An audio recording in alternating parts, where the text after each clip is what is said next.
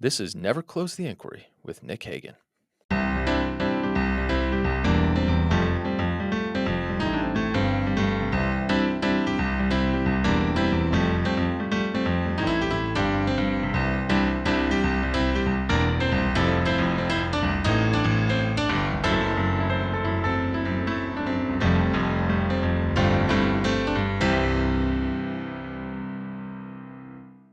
Welcome to Never Close the Inquiry, where I aim to demystify the right for the left and the left for the right, where if you come as a conservative, I want you to leave knowing a little bit more about liberals. And if you come as a liberal, I want you to leave knowing a little bit more about conservatives, with the whole idea that over time we'll create better conversations, better relationships, better arguments, and maybe 80 or 90 more steps down the road, a better country.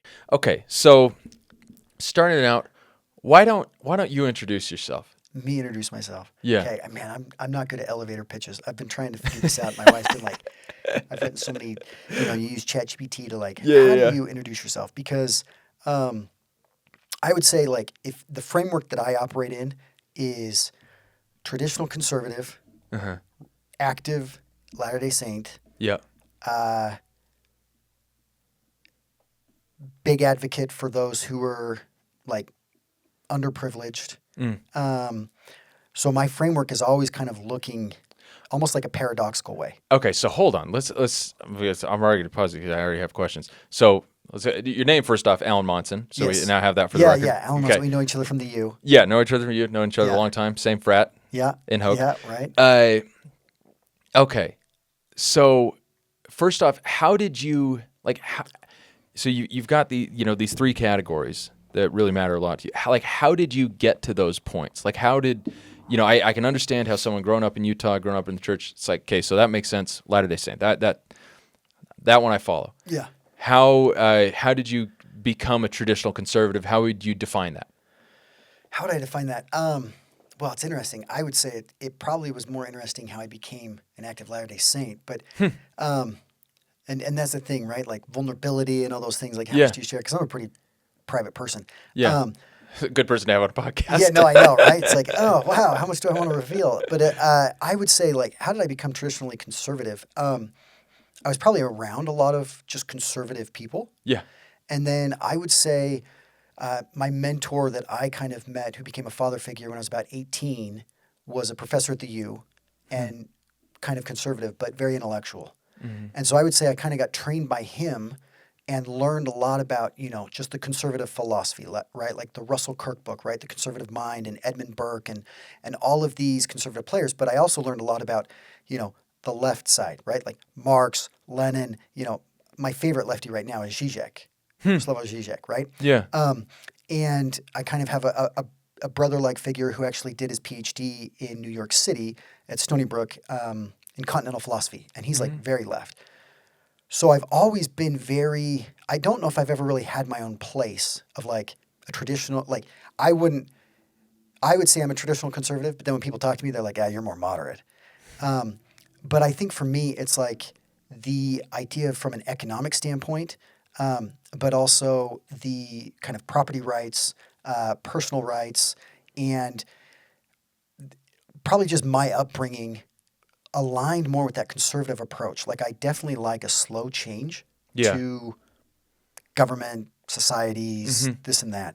And so I think from the broader standpoint and economic fiscal responsibility and I never got a handout, even though I always wanted one growing up. Yeah. And so I think I've always kind of been averse to just handing out, but I'm definitely there to help the underprivileged. So I was a CASA. I ran for office. And what CASA? What's CASA is a court-appointed special advocate. So you'll work with a guardian ad litem. Yeah. For children who have been neglected and abused. Huh. Right? So, and I worked at the British Refugee Council when I studied in London. So I've got this weird, well not weird, but it's this bend to help humanity, do these charitable causes, do activist type work. But I'm conservative. I believe in God. Yeah. So that's really interesting because, certainly, it's actually kind of funny. You talk to a lot of people on the left, and it's very easy to paint people on the right as the distant, I don't want to say cruel or whatever, but withholding like the mean party. Like if you go in certain liberal circles, that is more or less the story you will hear. Mm-hmm. And then like what you're doing, Yeah. like as a CASA and all that sort of stuff, that does not match that narrative. Oh, no, not at all. Yeah. And when you've done these things, did you find that you were one of the lone conservatives doing it, or was it just like, just kind of mix and plenty of Oh, I would conservatives say doing the it? majority of the things I've done, I've been the lone conservative. Okay. Like Okay. lone conservative and lone religious person. Yeah. Like So the exception proving the rule almost. almost every Yeah. time. Like I'm the one that I'm going to the bar and I'm getting a soda or a club Yeah. soda or Yeah. and they're like, "What?" Yeah. You're not getting and then the one that I'm going to church on Sunday. Yeah. But then I'm here and I'm happy to help out, or let's talk about leftist philosophy or Yeah. different ideologies, and I'm not going to just cast you out because you're right or left or whatever. And so Yeah. it's been this it's kind of an interesting framework, I guess. So where did that? Okay, so let's say understand where the conservatism comes from. Where did that sensitivity to the underprivileged come from, and how do you define that? Yeah, well, so being the underdog, so I guess in my background, so I moved out when I was 16, Okay. and coming from Utah, growing up in the area I did, you're around a lot of affluent families, a lot of nice families, a lot of great stuff, right? Yeah. Well, kind of had a rough background and moved out. I was kind of on my own. And so you quickly had to grow up. You had to learn how to just kind of manage on your own, deal with stuff on your own. And, I've never liked those who have taken advantage of like a bully. Like growing up, I never liked bullies, any of that stuff, right? Yeah. And then when I was on my own, you build this sensitivity to like, wow, like life is hard. There's a lot of complex things going on. You might be born on third base. You might be born on first base. You might be born out. You Yeah. might be born, at a grand slam. Like, it's that great quote that they said, I think during George, I don't know if it was senior or junior, but there was a news article that they said, George Bush thought he hit a triple, but he was actually born on third base. Right. Yeah. So you get this approach where it's like these people are like, they're elite and they're great and they're, very wealthy, but they maybe haven't had a lot of trials. Yeah. And so I've been through a lot of trials and I've seen that side. And so it's like I have this affinity to definitely help those who are struggling. Now, Yeah. if you're choosing your own, you want to be homeless or you want to choose a certain pathway, will I help? I don't know. But like, man, if you just had a rough deck of cards or something didn't work out or you felt, okay, well, what can we do? So it's definitely just from my own personal experience, definitely feeling that affinity for like the forgotten or the left behind, which does not usually align with the conservative kind of approach. Right? Because it's you're cruel, you don't care about people, you know what I mean? And Get the government out of it. Stop helping. Yeah. exactly. Pull you up by your bootstraps. Yeah, exactly. Like you slept in this bed, or how's it? You made the bed, now sleep in it. Yeah, whatever. Yeah. I heard that all the time growing up when I was like 16, 17, 18. Huh. You know what I mean? Yeah. It's like, well, I really didn't, but okay. Yeah. And so just had to kind of fight my way through, right? Like, Yeah. So I know what it's like to get the Pell Grant at the U, right? I know what it's like to do this. I know what it's like to fight to like get somewhere, right? So in the sense, you got this whole DEI thing going on. So it's like, well, I know what it's like to fight, and I fit the white straight male category, but I know what it's like to fight. Yeah. So I don't really care what your category is or what labels you're going to put on. Like life can be hard no matter who you are or what background you come from. So I think with that approach and mentality, I've tried to really just not like label or set a parameter of like this is reality and this is the only framework that exists. Yeah. So I guess that's the answer to the sensitivity question. Yeah. Man, that's interesting. Okay, so take me through your start into politics, because obviously you ran for office here at one point. Okay. Yeah. So Salt Lake Mill Creek Holiday for state senate. Okay. Against your former boss. No kidding. Janie Iwamoto. Yeah. Yeah. Yeah, great boss. Yeah. Very blue area. Yeah, very blue area. I mean, I got more votes than any Republican has in that area, which I was proud of. Yeah. But yeah, it is, you don't think it's blue if Right. you're from there. Right. Because you're just around a lot of people who you think are like-minded and conservative. Yeah. But they vote as a block very blue. So, it's funny because, obviously being from Utah is, a conservative state, much more conservative than the average conservative state. It's a conservative state. Yeah. But Salt Lake City, did you grow up in like Mill Creek area? Holiday. Okay. Yeah. So I grew up in Salt Lake proper. I don't think Salt Lake City has had a Republican mayor in my lifetime. Oh, no. And I don't believe this district has had a state senator or state a representative that's a Republican in my lifetime. Nope. And I remember, so I worked with, so my old boss, former Senator Janie Uemoto, I worked for her starting during her campaign, her first one. Oh, nice. And it was like, we're working hard or whatever. But then it's like, once you get into the general, like, just doesn't matter. She won like 60-40. Yeah, no. And I don't know how much campaigning you're actually doing for a state Senate seat, or that she was doing, but I'm sure she was working hard and worked very hard as a senator. That's a tough job. Yeah. But easy win. Well, an interesting thing about, you look at the East Bench, Yeah. For those who aren't familiar in Utah, you look at, there's a lot of money, there's a lot of intelligence. Yeah. I was shocked at how many people didn't even know they had a state representative. They're running a business. They might be this very intelligent person. They're like, wait, I have a state member? Yeah. Like, I mean, they know who your U.S. Senate is here, right? Sure. Yeah. And a lot of them would just be like, yeah, just vote, whatever. Yeah. But I was just shocked at like the almost ignorant approach to not knowing that politics affects every aspect of your life. Yeah. Almost. And you just start to see when, like the East Bench, there's a lot of, like the roads or the communities or this or that, they're not getting state funding. Yeah. But they don't recognize it's not because, it's because you don't have the representatives representing you at a supermajority. Yeah.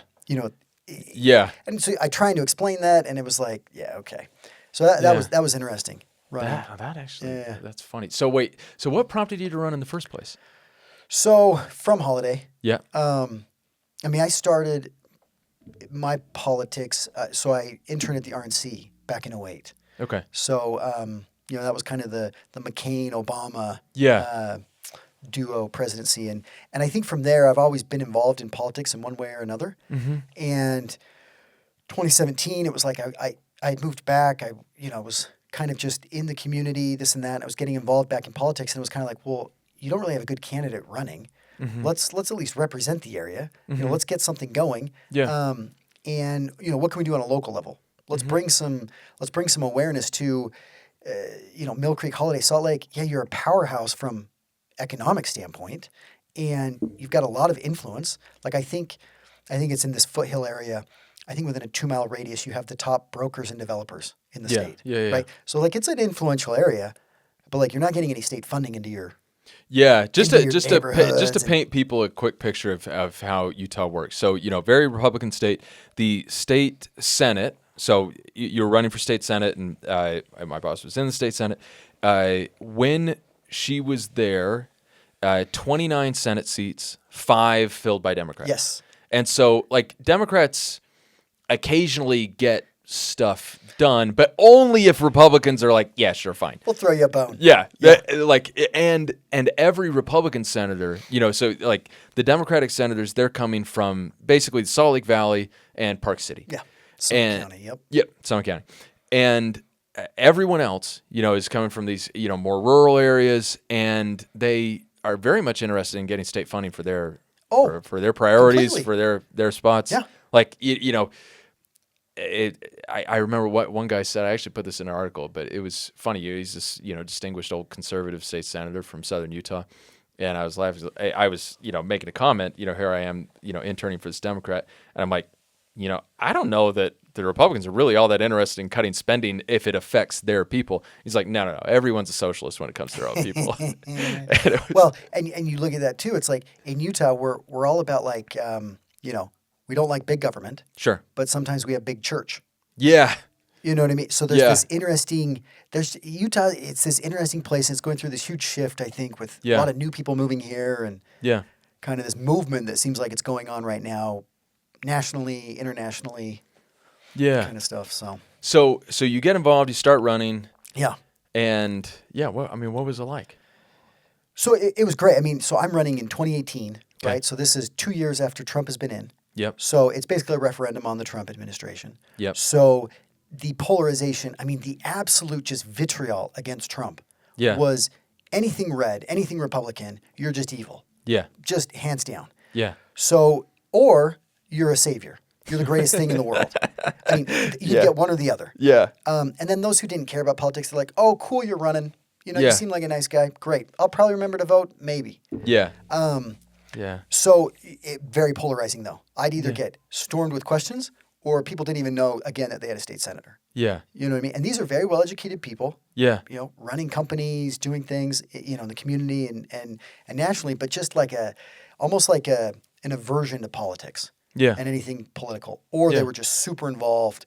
They're watching I don't even know if Rachel Maddow was on at the time, but they're watching MSNBC or Yeah. CNN just religiously, Yeah. right? And Anderson Cooper, and they'll just, Yeah. and so it had nothing to do with the state. I Yeah. would say the majority of the conversations, Right. Yeah. It's like, well, did you see what Trump did today or this? Yeah. It's like, okay, like that doesn't really impact what we're going to be doing up here at the state. Yeah. But so it was definitely a great experience. I think when I ran, I was trying to focus on probably more influential people, lobbyists, politicians, this and that, rather than because the district, it was about 60,000 people. Mm-hmm. I was like, well, you can't knock 60,000 doors. So how do you be more influential? But there's just an apathy Yeah. with politics. Yeah. And at the end of the day, when they go to vote, maybe they vote on a sign, maybe they vote on a mail. I mean, there's just nobody really knows, which I think is so fascinating. No one ever can tell you why someone won or lost. They just see, okay, here are the results. Then all the hypotheses come in. Yeah. Right. So do you do a mail or do you not? Do you do this? Do you not? And so I think I was kind of, at the beginning, I would say I was a little more gun shy as far as speaking my opinion or being very assertive, because I wanted to get everyone's opinion and let everybody talk and kind of try to cater to everybody. And it was like a few months in, it was like, oh no, you can't cater to everyone, right? Yeah. Even in a conversation, and you got to get your talking points from a high level and then just kind of drill that in. And if you want to go into detailed discussion, let's do it. Mm-hmm. But you just have such a diverse interest level. Yeah. And what's going to move the needle? Man, is it name recognition? You've had some representatives who they just keep running until they win because they just have enough name recognition. Yeah. So, but it was a good experience. I mean, I would love to get involved back in politics, maybe in another form or fashion. Mm-hmm. Like I said, I've kind of been involved off and on. I dive in, I dive out. Mm-hmm. And I feel like politics is always the same, whether I'm in or out. It's a blood sport. You know what I mean? Maybe a little bit more, national blood sport now. Yeah. Maybe more polarized. But no, for sure. Wait, so help me understand this. Okay, so you're coming from a traditional conservative perspective. What was it? And you had worked for the RNC in the days pre-Trump. Yes. And so what was it like for you when Trump came in, and what was your evolution like on that? So I would say, and I've also been involved in every convention since '08. So the National Republican Convention. Yeah. And I've done a few CPACs, and I've been around seeing conventions and different things. And I would say from 2008 to 2016, every convention was polarizing. You've got factions, right? You got the Rubio faction, Cruz, Romney. Yeah. I would say 2016 was very kind of polarizing. And then 2020, obviously, it was because of Corona, it was canceled. And they kind of did the virtual, so you didn't really get that. But I would say the last one I just went to in Milwaukee, I've never seen it more unified. So I would say the evolution from '08 to now, it's almost like the Republican Party has been shifted. So you don't have factions. It's you're either on Trump or take a hike. Yeah. And so it's very unified. That was probably the most unified convention I've ever been to. And you'll get some naysayers, you'll get some, conflict. I would say the media always tries to stir up or stoke conflict any way they can. Mm-hmm. But just being there and interacting with all the people, because in '08, a lot of people didn't like McCain. Yeah. A lot of people didn't like Palin. So you had factions even within there, right? You had your traditional, former Bush, campaign people. And so you just had a lot of factions. And with this evolution of Trump, I mean, in 2016, I mean, there were 15, 16 good candidates that were running against him. Mm-hmm. And they all had their own staff and their own kind of crew, and none of them really absorbed into the Trump campaign, right? It was kind of this, so it's this new, and there's a lot of, I would say, they call them rhinos, that are kind of there, they don't know what they're doing, right? They're kind of well, I don't really have a home. And so it's a fascinating kind of political moment, I think, on both parties, for both parties right now. I mean, the Republicans they're in power, so they have a better shot at kind of crafting, their message and saying, hey, we did what works. Yeah. You know right. what I mean? you always, yeah. I mean, if you win, whatever you did was great. It worked. Yeah. It's fantastic. Oh, yeah. Yeah. Susie Wiles, don't get me wrong. She may be brilliant. Yeah. But, like, she will be looked at as probably the best campaign manager ever. But, like, running a presidential campaign, you're doing so much. What are you really moving the needle on? And I would tell you, in the 2024, I had no idea who was going to win. Yeah. When I was at that convention, the Republican convention, I have never had that. I was never that clueless as far as what the results would be. Really? Oh, my gosh. Because all the stuff I'm hearing is it's like Trump has no shot. Trump has no shot from the media, from very intellectuals, from very smart people. You see the rise of Kamala Harris and this and that. And the Trump campaign, they weren't like in your face, we're going to win. And even when I was at the convention, I think there were a lot of people that were very nervous and they didn't think.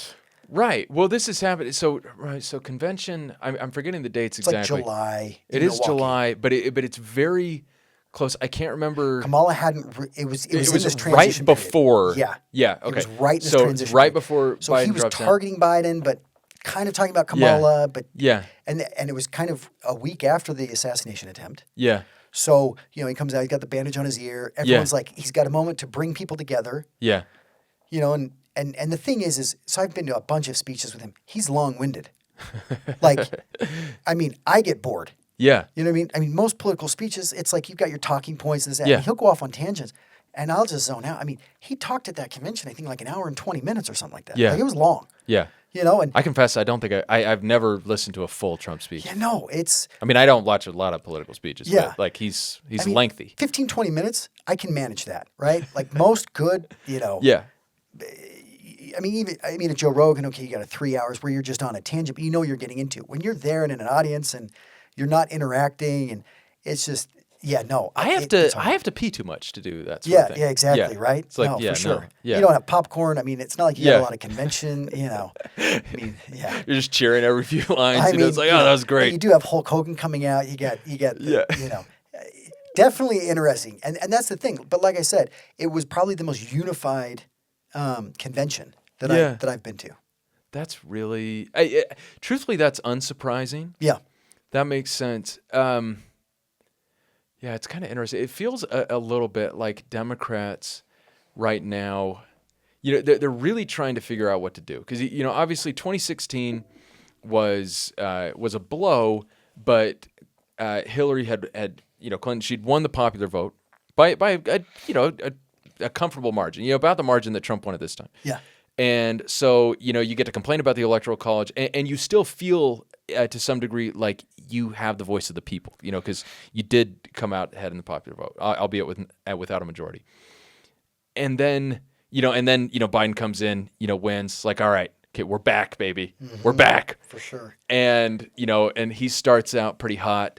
And like, oh, this is great. We're passing stuff. It's like, okay, we got all this funding for stuff. Turns out, a lot of it hasn't been spent yet because it's just too many requirements. Anyway, I actually wrote about that today. Ezra Klein and Derek Thompson have a new book out. That's I mean, genuinely a wake up call for liberals, because it feels like liberals haven't been liberaling very well. But now, the second loss to Trump is a much bigger deal. It's huge.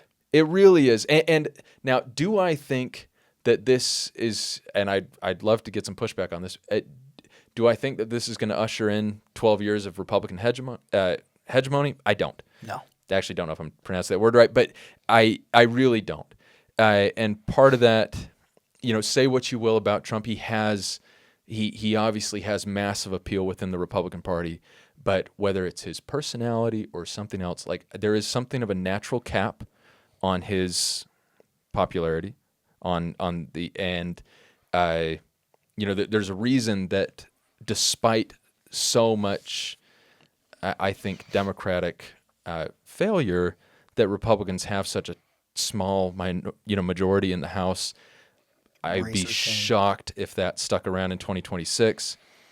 And they'll probably keep the Senate. I think that's set up a little better for them. It could be. But yeah, and I have a lot of even, obviously speaking, coming from the left, like I have political disagreements with Trump, but with a lot of what has happened over the last couple of months, I have disagreements that I don't think are political, that I think are more like, even if you're going to do what you're going to do, Yeah, I think I would have done it a little differently.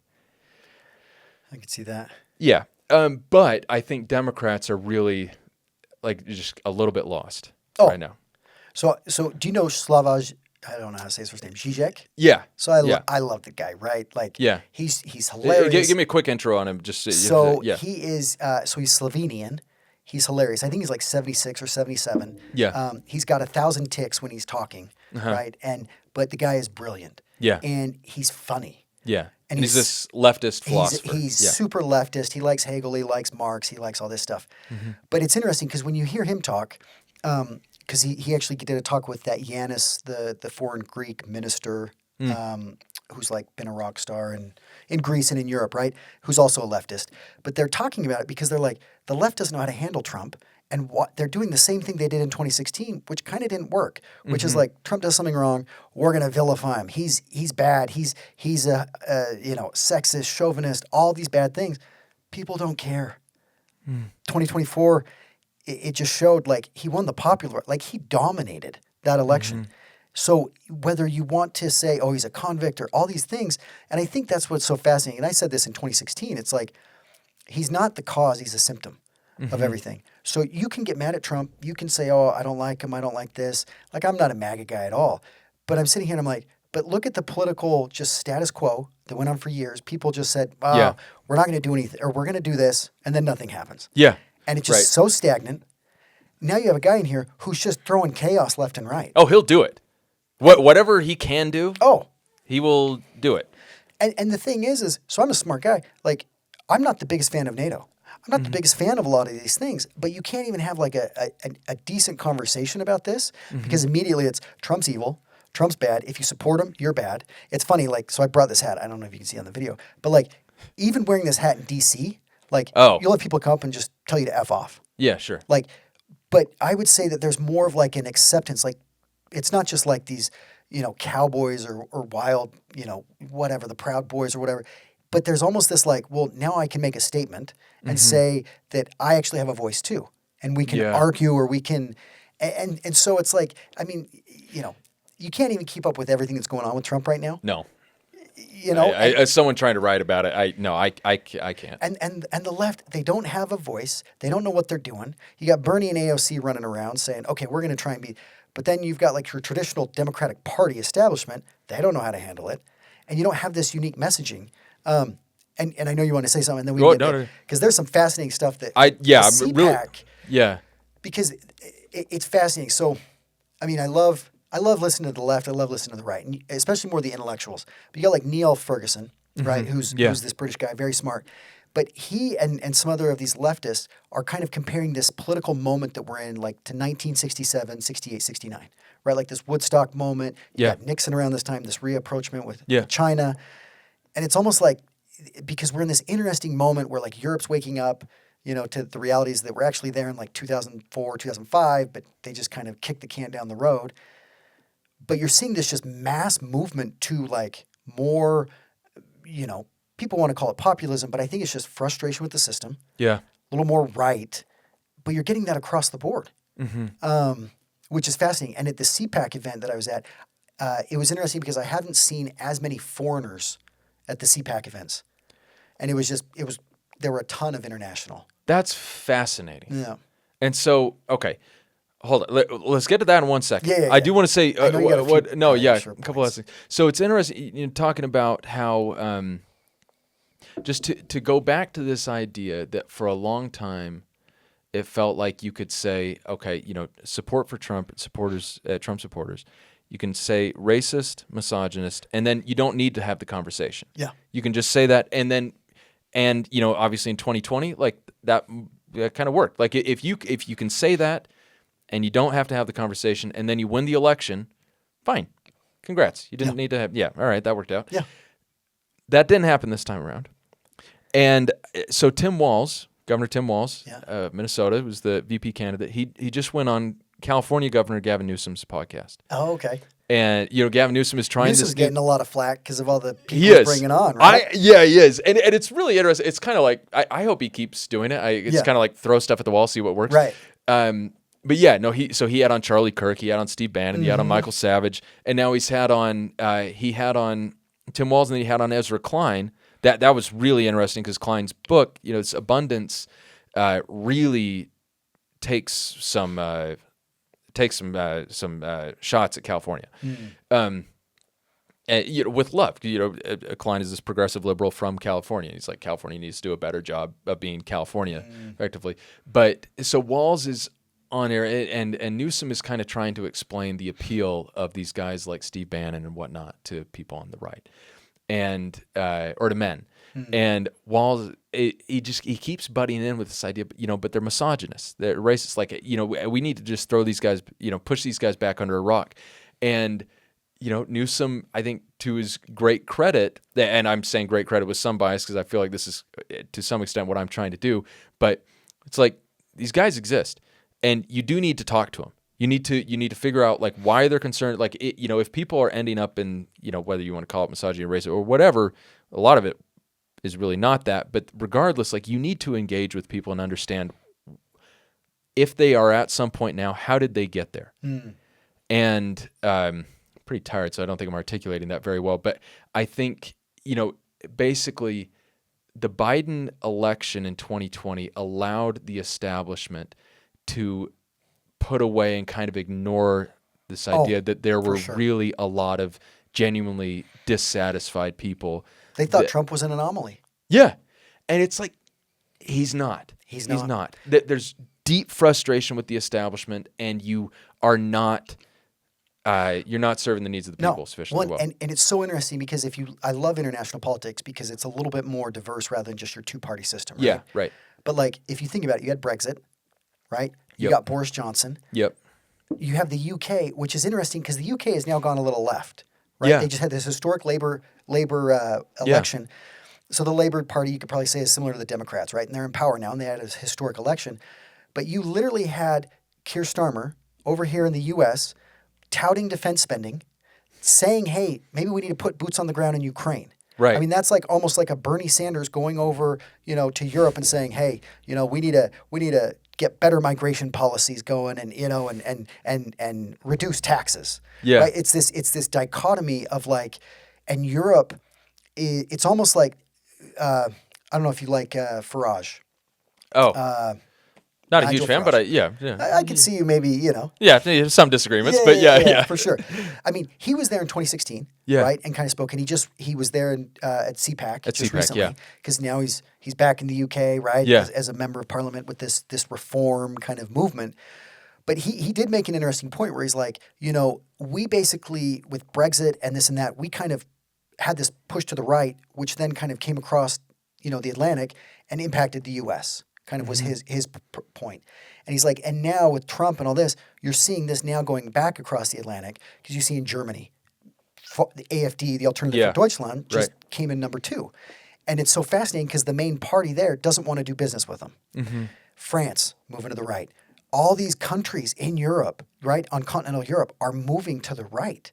And, we had a number of, the president of Italy, or is it Prime Minister Maloney spoke, virtually, right? You had the president of Argentina, right? Javier, handing a chainsaw to Elon Musk, right?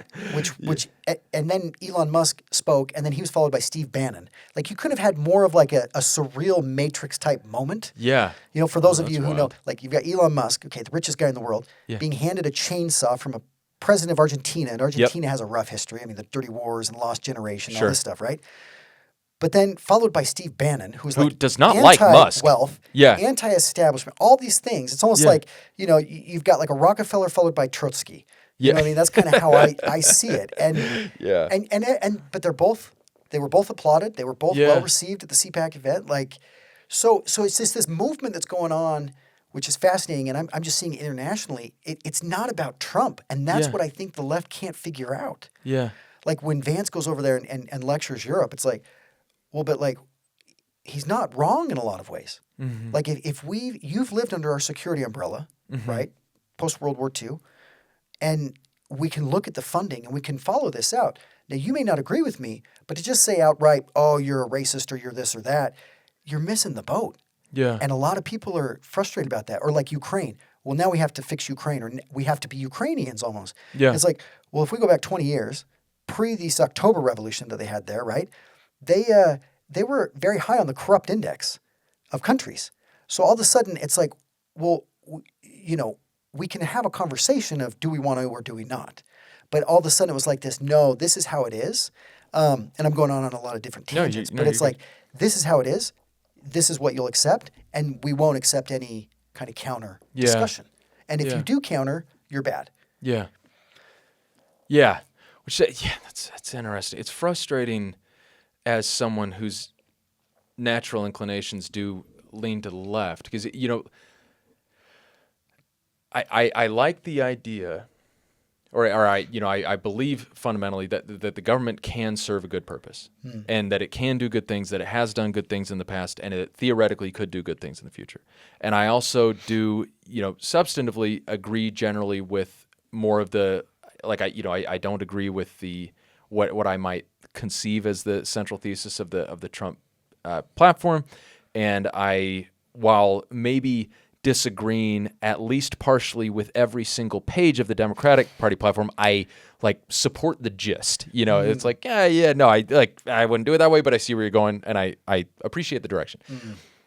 But the frustrating thing is that it seems like I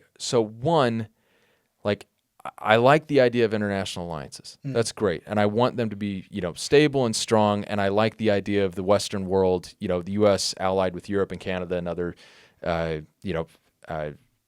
so aligned nations, kind of leading the charge. And I prefer us to have more international influence than like Russia and China. Mm-hmm.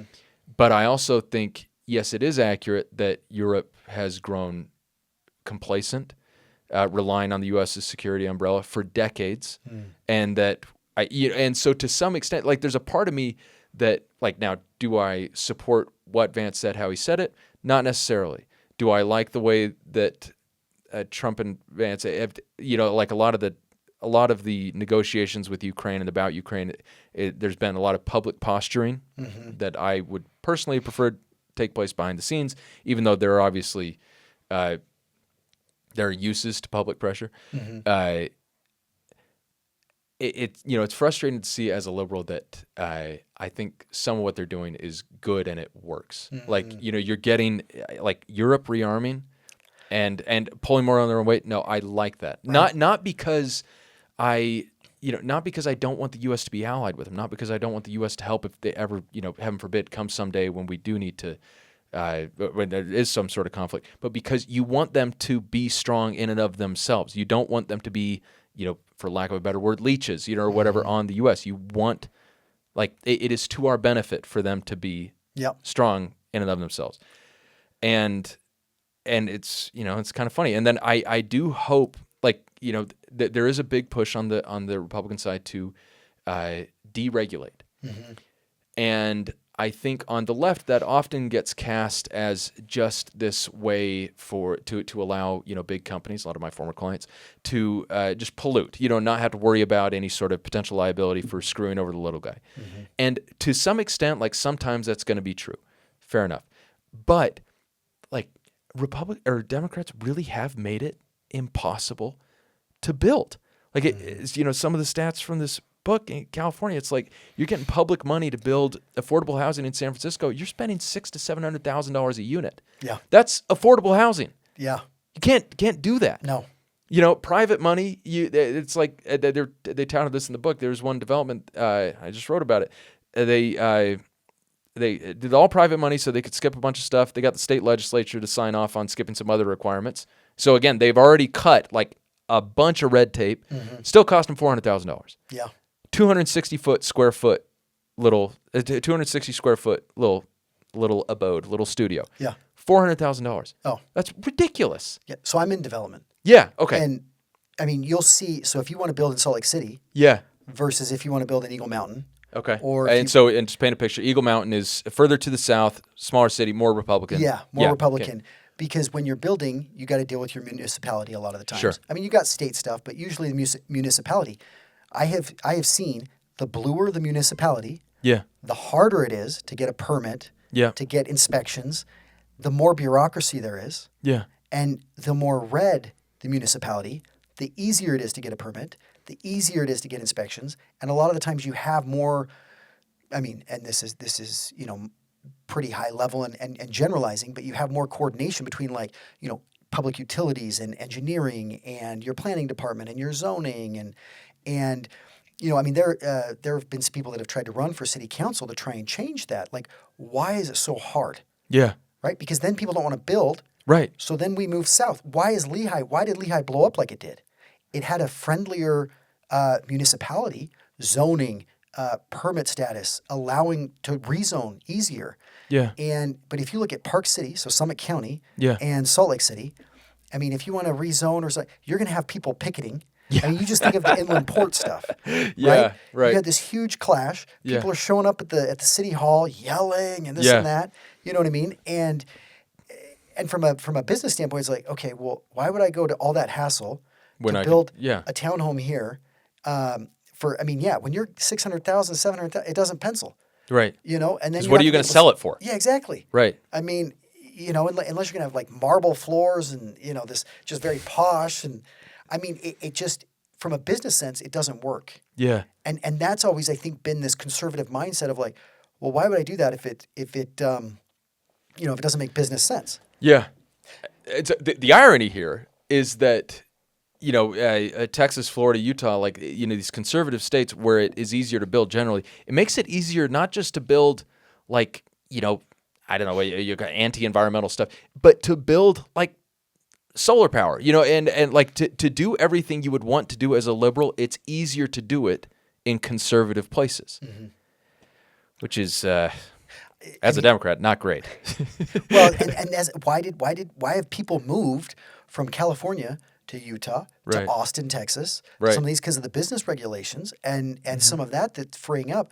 But I will say, like, you look at these traditional conservatives that go back to D.C., well, they kind of forget their business sense in times, right? Like, oh, well, look at the budget, look at the deficit, look at all of these things. We've just been kicking the can down the road. Yeah. So you've Yeah. got these, I do think there was a moment where I think, could I have gone back, I would have said, okay, I loved Obama in 08, but I loved Biden more in 08. I would have rather had Biden win 08, Romney and Obama switch off and kind of take off 4 years because they were very presidential. They had kind of, I think that practical approach. But what happened is you just kind of kept kicking the can down the road and look at our economy. I mean, and that's what I think is so fascinating is it's like, okay, yeah, you may not like the cuts are going on, but whether it's Trump, whether it's Kamala, whoever's in there, look at what's going on with our deficit. Like if you were a business, you wouldn't be you would have no employees. I was a bankruptcy lawyer. You would have Yeah. come to me. We- Yeah. we would have been toast. Yeah. But yet we're spending more, and I mean, just that alone is like, wait, are you really conservative? You know what I mean? Like, I don't view Trump as conservative at all, Yeah. right? Like, I view him, but that's why I say he's a symptom. He's not the cause, Yeah. right? And so he's taken advantage of the cause, and you see other people, all these players kind of popping up in political circles, right? That are taking advantage of the cause, but I wouldn't say they're like, oh yeah, that's a conservative, or that's like a true, economist, or they're going to balance the budget, or they're going to do this, right? Yeah. It's like, well, I got into power based off of some of these things. Now I'm going to continue riding that wave. Yeah. I mean, that's kind of what I see. Like, I don't look at it and see, kind of to your point that you brought up originally, there's no Trump heir apparent right now. Yeah. Like, I don't think J.D. Vance, no. Really? No, Okay. not at all. Like even at the CPAC event, they said, "Oh, who would be next?" Right? And Bannon even got a few votes, right? Oy. But Trump is so unique. Yeah. But I don't see a leader on either side right now Oh, that's really interesting. because okay, J.D. Vance, yeah, like he touted by Trump, but once Trump's out, all these different factions, your maybe traditional Bushes, your Nikki Haley'ites, your rhinos or whatever you want to call it, how are they going to coalesce? Because You're they're saying not they're going to go back. left. Right. Are they going to come back in? And then you're going to have my thing has never been like, wow, whether you like Trump or not. It's, well, what comes after Trump? Mm. And I don't know. Yeah. And that's this That political is. movement that we're in, and you see it. I mean, you see it in Europe right now. Yeah. You know what I mean? Like that's this test case going on where it's like, I mean, Germany I think is a perfect test case. You have these two traditional parties that are kind of your mainstays, right? Mm-hmm. And so the SPD, they're the left. So I lived in Germany, did an LDS mission there. So Okay. and then you have Ja. the Sprichst du CDU. Deutsch? Ja, Ja. natürlich können wir auf Deutsch reden, ja. But you have the Christian Democrats and the Yeah. Christian Socialists, and so they're kind of together, but they've refused to work with the party that won the second most seats Yeah. in Parliament. Now, granted, so the second most seats, it's not like a majority of seats. It was like 21% or something. It's not a majority. Yeah, correct. Okay. But you have to get to a certain number. Yeah. But typically, when you win, the two biggest parties usually form a coalition. Okay. Yeah. And this, they said, we're not going to at all. Yeah. We outright refuse. Mm-hmm. But yet now they're talking about how do we rearm. Germany for the first time is talking about nuclear power, right? I mean, not for the first time, but like there's a lot of movement and people in power are talking about it. But you're seeing like, well, okay, you keep going this route and you keep trying to kind of silence this frustration. Yeah. Well, you're going to get a figure that's going to pop up that's just completely out of the norm. Yeah. It is interesting. I think so.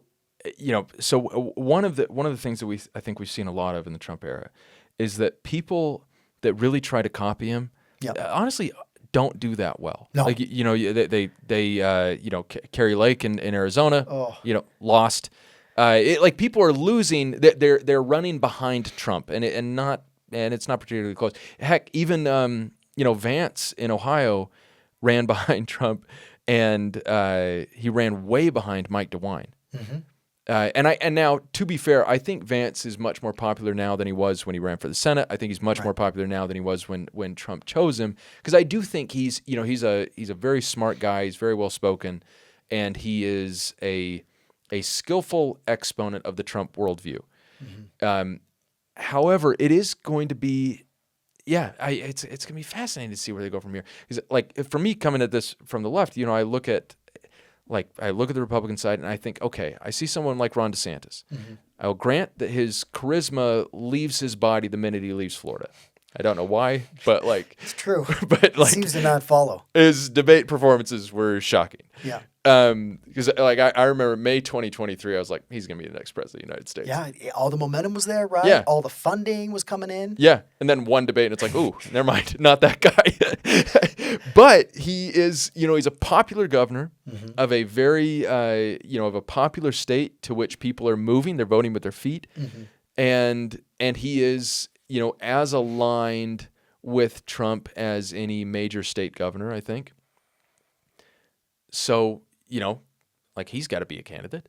Yeah. But then, well, I mean, who knows? That's like, the thing. Well, and the thing is too is you're seeing. I mean, how many people have retired recently?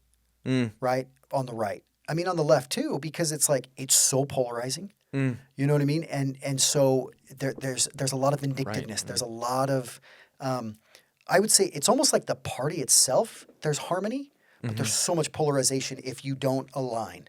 Yeah. Like if you're gonna go rogue, like you're not gonna have like a Mansion, or you're not gonna have like even Collins. Like they're kind of becoming more rare. Where it's like, nope, you toe the party line, and if you don't, well, we'll just primary you. Yeah. Or you won't get funding or whatever it is, and so you're just seeing. I mean, for me, it's just this political moment, and I have no idea where it's headed. But like I said, I don't see anybody who can. I mean, you look at Trump's cabinet. Okay, you got some smart people, and I'm not going to sit here and say just because you like Trump, you're an idiot. But I don't see any of them coming up and like being this amazing leader, right, from the cabinet. But on the left, I'm like, okay. I mean, okay, you've got Shapiro, you've got some of these that I think kind of made a name during the presidential campaign, but they don't know how to handle Trump. And then do you play his game? And some have tried, and then what happens there? Like you were saying, it's like you can try and play Trump's game, but you're not Trump, right? Everything that would have sunk a traditional candidate, he has not touched him. Yeah, right. I mean, it's unreal. If he's a traditional candidate, he lasts a week in 2015. Oh, he's done. Yeah, yeah, hands down. Yeah. People look at the resume once, they're like, no. Yeah, but see, people they want someone who is, and I don't know, I'm not people, but it just seems like I want someone who will just speak from their speak whatever. Mm-hmm. You know, they find it probably authentic, but they're sick of the political correctness and just you're telling me this, but it's actually a lie because you're not even going to do anything about it. Yeah, And then right. we go along, and yet the budget still is terrible, or you know, inflation or interest rates or different things, and so everyone's just kind of frustrated, and Mm-hmm. they're like, well, yeah, I'm not going to vote for you, so I'll just go cast a vote, whatever. Yeah. You know, and if you think about it, it's like what we had 140 million votes cast about that, or 150. Yeah. Well, 150. Yeah, 150. I think it was about 153. 150 at the end of the tally. Yeah. That's what 50% of America. Ballpark. Yeah. You know what I mean? Like, Yeah. so how many people then either don't care or aren't involved? So it's going to be interesting to just see, like, okay, well, who does rise up? You know, I mean, because we're what 50 days in, Right. and there's a lot that's happened already. There's a tremendous amount that's happened. Yeah, yeah, we're 70 days in. It's been funny this last week to see, you know, and like as someone that's trying to write about this and think about this, there's way too much. Like if you came into the Trump election already having done this work for a long time, you know everything, then maybe you can react quickly. I don't, Oh, so no. it takes me a while. You watch them; they can't even react quickly. Like, yeah, one of the guys that I really like listening to, Chris Cuomo, Okay. does like News Nation. Yeah. I mean, he's thrown left and right every day, and he'll have his Stephen A. Smith and Bill O'Reilly, right? Yeah. These kind of like traditional, you know, right and left, and Stephen A. Smith's, you know, is he Yeah. going to run for president? It's like, Yeah. you know, he's kind of like a Trump-esque, like, well, I made my name being a celebrity kind of more in sports. Yeah. It's kind of like with Trump and The Apprentice. Yeah. And then, well, now I'll go into politics. But even I mean, there's no consistent line, because on Right. one night he'll have Steve Bannon on, and Steve Bannon makes a comment about, well, Trump's going to run in 2028. Mm-hmm. The whole world on the left blows up, like, oh, Yeah. the world's over. It's like, oh my gosh, guys, what are you talking? Like, Bannon's going to say whatever he wants. Right. Are you seeing that anywhere? Okay. And then the next day, it's like, it's something completely different. Right. And so even a guy like Cuomo can't keep up because there's no consistent theme. Right. And it's like, well, are you for Trump? Are you against Trump? That doesn't matter. There's so much going on. And so, you know, where does that lead? For me, it just gets worse because the polarization gets worse. The anger gets worse. I mean, you look at these town halls. Like, I don't know if you saw Mike Kennedy and Yeah. Celeste Malloy Yeah. up at the U. Yeah. Now, the U is traditionally a little bit more left. Mm-hmm. But, like, all these people are angry at these town halls. But you've also got people who aren't angry at what's going on. But you're not seeing that. Mm-hmm. Well, at least it's not maybe being presented in the media. And some people are... right, and no one's gonna go to a town hall and be like, you know what, actually, this is fine. You're doing a great job. Yes. You know what I mean? I'm glad I voted for you. Yeah. No, you're right. Exactly. Yeah. And so, you know, it's almost like it's going to be harder to be a politician because a lot of people are going to hate you. Yeah. Oh my gosh. Yeah, and you know, it's funny because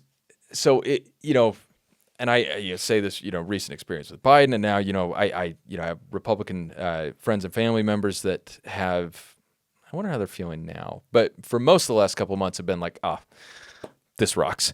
But like, it starts out great. Like when you sweep into power and you've got the Senate and the House, and you might not, you can't break the filibuster, but like you can do reconciliation and all the executive orders in the world, and you know, especially Trump. Now you're really testing the bounds of what an executive order can be, and so you know, some of them are getting challenged and some of them aren't. It's really fun for a bit, but then, you know, it doesn't take much for for popularity to slide just enough that, like, you know, in the House you have a narrow majority. It's like they're getting hit hard enough in their home districts. It's like now they're going to be a little less willing to go along with your stuff. They're going to start to, you know, the Republican Party is pretty unified, but they're going to start thinking harder about, you know, where it makes sense to draw a distinction. And you see, you know, with the signal issue, it's like, okay, so you accidentally copied the editor-in-chief of The Atlantic into your private little group chat, which is simultaneously, it's like, you know, it's something you can be outraged about. It's like, you know, how dare you use Signal, and then how dare you be that careless, and how dare you send those things there. But then at the same time, of all the people you could have added, like, you picked maybe the funniest. I know. Like, well, and it's not like you chose like a Sean Hannity. No. I mean, you chose the person who's going to try and take you down. Right. For adding him. Right. Yeah. You know what I mean? Yeah. And, It's oh not, yeah. like Sean Hannity, maybe puts it in a memoir, but he's like, hey, boys, I'm not sure if I should Yeah. be in it. Are Whereas, you sure you meant to add me? Well, and what I found fascinating is like you want to argue whether it's confidential or classical, whatever, but it's like, right, well, if you read what J.D. Vance is, it's like you're seeing insights right, of like, well, what is their perspective and worldview? You can kind of gauge it, but you're seeing this like unfiltered.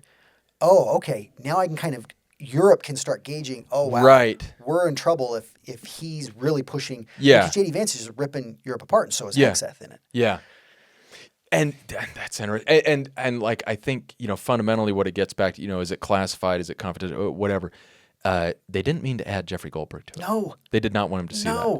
no. It's like, no, like, and Well, and the other thing is too, right? Is it's like it's so fascinating because it's like when you're in the political world, and you probably knew this when you were interning, you are dealing with so much at such a pace. yeah, You never know what's going to become a signal gate. right. Right? You never know. So it's like, oh, they're Yeah. using emojis. They're probably sitting there honestly like, oh, I'm glad we didn't add them to that chat. You know what I mean? There is so much going on when you're Yeah. in politics, especially at the White House, because it's nonstop. You're 24/7. It's just go, Right. go, go. And so you never know what's going to turn into a, front news of the Washington Post or the New York Times. And so, something does pop up like this. It's like, okay, let's try and do, risk mitigation Of here. all the things, it's like they wake up. It's like, today's actually going to be pretty good, I think. Yeah, Like, no, I think it's going to be fine. Exactly. Well, and if you think about it, it's so funny. Like because Trump's doing these, brings in the media and C-SPAN for the cabinet meetings, right? Yeah, right, And right. well, let's keep Pam Bondi by me now. Except that we're gonna send Yeah. you away for this one. Yeah. You know what I mean? They Yeah. got Musk over there in the corner, and Yeah. and every one of them at that table. Well, is it going to be my turn tomorrow to Right. be, all the pressure's coming at me, or Yeah. maybe the next week, or because for a while it was Rubio, and I Mm-hmm. mean it's just. But that's the thing; they're moving so fast. It's like all these unintended consequences. Nobody knows how they're going to trickle out. What the impact is going to be, because Yeah. all these people are mad about the IRS, letting go of these people, or the Department of Education, and it's like, but we're not talking about tuition hiking and spiking, because they had so many federally backed student loans. Mm. And so it's like, again, the causes are there, but we're not even willing to address the causes. Oh, no. Well, Let's just why talk would about we it. do that? Yeah, no. If it's broken, let's not fix it. No. Yeah, just keep it. Well, and the thing is, like, you can kind of see where both parties, like, they get sucked into this because, okay, so, Trump comes in, Musk, Doge, they are acting really quickly. There are a lot of collateral consequences. It's like, let's take the fairest construction possible and say that they're mostly doing what they intend to do. I think that can be quibbled with, but, let's say they're mostly doing what they intend to do. They're also doing things they didn't intend to do, and that stuff gets played up, and it doesn't take much. Like, it was a big win in November, but not that big a win. Mm. And, it doesn't take that much for the population or for the popularity to slip and slip and slip, and then you end up in this situation that every party for the last few cycles has ended up in, where like I mean, it's kind of a sad reflection on our politics, but basically the way that you lose popularity is you get in charge and just try to govern for a little bit. Oh, yeah. And then don't do a good job. And then your popularity falls, and people are like, Well, I don't even like if you these do a guys. good job, what is a good job? Right. Fair. I mean, there's that quote, right, in Hamilton, right? I love Hamilton, that Broadway, and George Washington is speaking to Hamilton. He's like, we won. Well, now it's time to govern. Yeah. That's really That's the hard part. That's where it gets hard. Yeah. Because now you're trying to all these competing factions and all these things coming in, and I mean, people are like, oh, we give Musk 20 days that he'll be in. Well, now we give him 100. Now we give him 150, and you're right. I mean, the popularity on the populace. I mean, it can change overnight. Yeah. Price of eggs, right? And that was the catch-all phrase. Well, Trump, you haven't brought down price of eggs, right? No. And they're just doing this. And so the hard thing, I think, and what I'm seeing with, like, you call it legacy media, they're becoming irrelevant because they're not talking about maybe what is really an issue or what I find important. And rather than, okay, I'm gonna say this, or I'm gonna say Musk is bad, or I'm gonna say this and that. It's like, okay, well, do I think he's a bad guy? Well, I don't know. I mean, he's fathered 15 plus kids. Okay, so the morality might be a little iffy. He's built some incredible companies. Sure. So maybe he's brilliant. He might be a little autistic, but do I think he's actively trying to undermine the U.S.? I don't. Hmm. Right? But then you'll just see this constant media image. Okay. But then it's like, well, are we not looking at Amazon? Are we not looking at Bill Gates? Are we Right. not looking? It's like just because you're aligned with Trump, then and so I think they lose credibility because they're not looking at it from like a common sense or from both sides, where it's like just because you're in agreement with what Trump is doing. I mean, I think the federal bureaucracy is too big. Hmm. I do.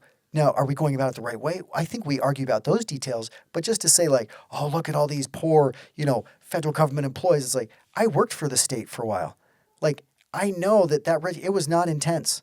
You've got your, 9 to 3:30 or 4. I'm not touching my email after, Sounds pretty nice. yeah, I mean, there's a reason why there's this, stereotype of like, well, if you work for the government, it's easy. Yeah. I mean, it's a reason why there's a stereotype. So it's not like they're coming in and they're saying, "Oh, we're going to ruin people's lives." It's like, guys, there are stereotypes that are there for a reason because some of that is true.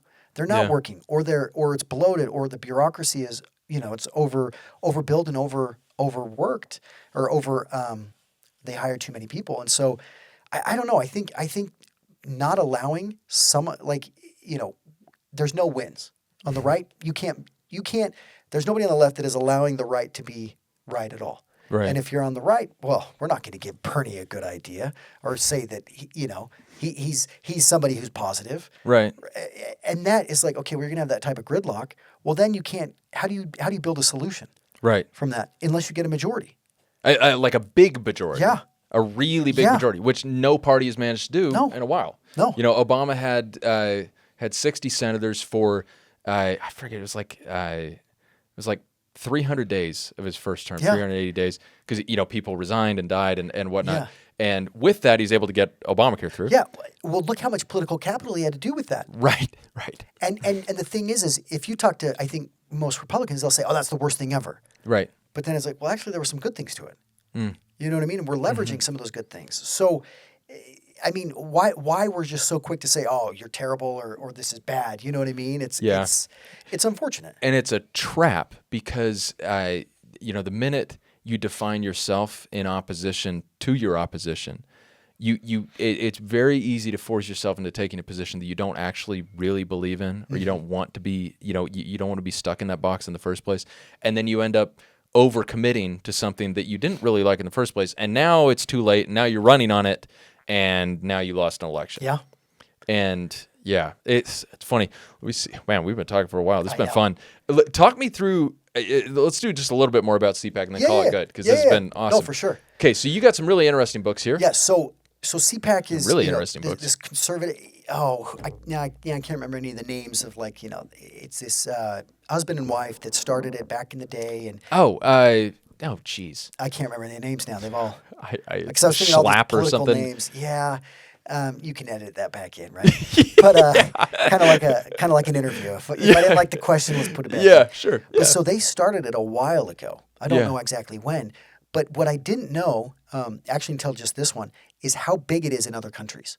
So like Poland, Hungary, Mexico. So they'll do like a CPAC Mexico. They'll do a Yeah. CPAC Poland. They'll do a CPAC London, and it's Yeah. like big because you've always had the CPAC. I would say when I was my first CPAC in 2008. It was right during a presidential, right, post-Bush. So you had Ron Paul, you got John McCain, you Nice. got Romney. Yeah. So you've got all these, and it was a rowdy bunch, right? Mm-hmm. Like these are your people that are going to dress up like a 1776 soldier and go to a meeting, you know what I mean, and cheer and stuff. And they know every policy and they know all the history facts. Yeah. This one was, you have some of that, but you also have like more of like a moderate, like, okay, I like those conservative values. I like traditional values. I like family. I like religion. I like these things, faith, and these things matter to me. And so I'm going to show up. And you had a lot of different, you'll have booths, you'll have vendors, a lot of podcast people. And I need to go. You do, Yeah. represent. Yeah. You can interview people. I mean, there were a few, I think, leftist, people going around and interviewing, but it was just interesting because you just get a variety of people. I mean, you get business leaders, you get politicians, you get nonprofits, you just get regular people that want to show up. Yeah. Because you can buy, an entry ticket. How much was an entry ticket? Oh, what? $90 maybe for just the general session. Yeah. So, then maybe 3:30, and then they'll do dinners and other things. Sure. And so I was helping at this one. But it's just interesting. So you'll have all these different vendors, and they're promoting books, or they're promoting their conservative ideals, or they did a movie about something, a documentary, and then you'll have breakout sessions. Yeah. So I just had a thought. I'm just gonna, while we're talking, keep going. I'm just gonna look up who founded it. Yeah, no, do. And so they'll it's all themed around this idea of the conservative philosophy and traditions. But it's interesting because it's like, even if you ever read like that classic book, a conservative, from Russell Kirk, you don't really have like your mainstay conservative guy in the moment that we're in now. Are you an economic? The guy I was thinking of, by the way, sorry, was Matt Schlapp. Yes. Okay. Yeah. Congrats, Matt. So he was there, obviously interviewing and this and that, and so they try to bring in. Trump spoke at it. You had the Department of Kristi Noem. You had a few individuals. The guy who's over HUD, I can't remember his name. He's a former preacher, amazing speaker, right? And comes from a difficult background. Played in the NFL. So you just get a lot of different stories and perspectives, and the crowd, they eat it all up. Yeah, right? Because they love it. Yeah. And so, they all have their theme, or they all have their, idea. And I would say the majority of people have like one probably issue that they're very passionate about. And that'll come up, when you're talking to them or whatnot, whether it's, I would say that when I was there in 2008, I met a lot of people that were very passionate about like guns and abortion. Okay. And I feel like the RNC, the platform has kind of been watered down, I think, to try and allow that bigger reach. So if you look at like the 20 points that Trump kind of brought out, it watered that down. Yeah. So you don't really have like, if I say I'm a Republican, there's not like one issue right now. And so the CPAC, so you didn't really have one issue. It was just kind of a variety of speakers across the board. Like I said, you have the president of Argentina. You got one of the wealthiest guys on the planet. You got, a guy who wears a trench coat and tries to, have that as his image.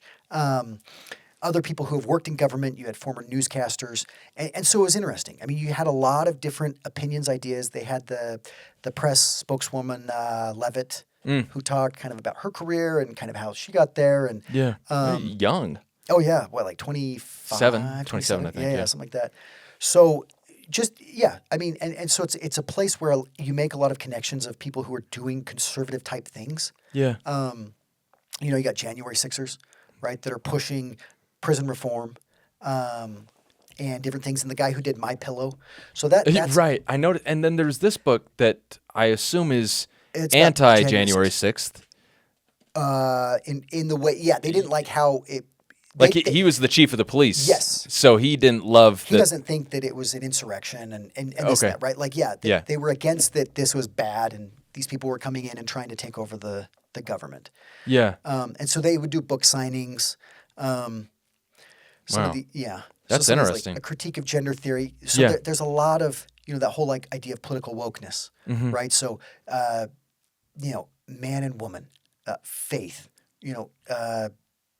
these conservative principles that I think that the left has been able to really garner. Hey, this is what, this is good for society. Well, now you're getting this pushback. And Hungary, you had a bunch of Hungarians there. Yeah, so a number of these are written by Hungarians. Yeah. They're like, we love you guys. For sure. It's like, we've got these books for you. We want to promote. And, Viktor Orban, always gets a shout out from Trump. And so, but you just see this movement. It was just interesting seeing a lot of the international presence, a lot of international media. So it was interesting. I mean, it's like 2 or 3 days. And of course, obviously, Trump is the end speaker. But again, long-winded. I mean, I had to leave to get a flight because I was trying to hit a flight in the afternoon. Yeah. And I think I stayed for an hour of it, and I had to leave. I mean, but he just goes. Yeah. And he's calling people out in the audience. Hey, there's the guy who was there who's I think got this chip manufacturing company that's really big, calls him, hey, stand up, and gives a shout out to him. And so he's very charismatic. Yeah. He knows the audience. And I mean, it's super fascinating. I mean, you had Bolsonaro's son who was there kind of talking. The only people from Utah that I ran into, Timothy Ballard, who actually is well loved there in that kind of circle, and Phil Lyman. Oh, yes, Those of course. two, Another popular those man. two were. Other than that, I didn't really run into a lot of Utahns. And some politicians, not a lot. I mean, it kind of Yeah. just depends on if they're going to speak or if they're there. If it's worth their, Their, you know, their they can get limited something from time, it. whatever. Yeah, for sure. So, Man, well, that's really yeah. interesting. Jeez. Well, this has been great. We've been going on for a while, so we might as well call it good. But we got the very very smart and well-read Alan Monsen talking about conservatism and CPAC and all that and everything that's happened over the last couple of months and the last 20 years and will happen in the next 10 years. It's an interesting moment right now, for sure. Yeah. Well, thanks. Okay, appreciate it. All right. And that was the interview. Thank you very much for listening. If you wouldn't mind, please do leave a review for the podcast. I believe those are important. And subscribe to the newsletter, which will be linked in the show notes or can be found at neverclosetheinquiry.substack.com. Thanks.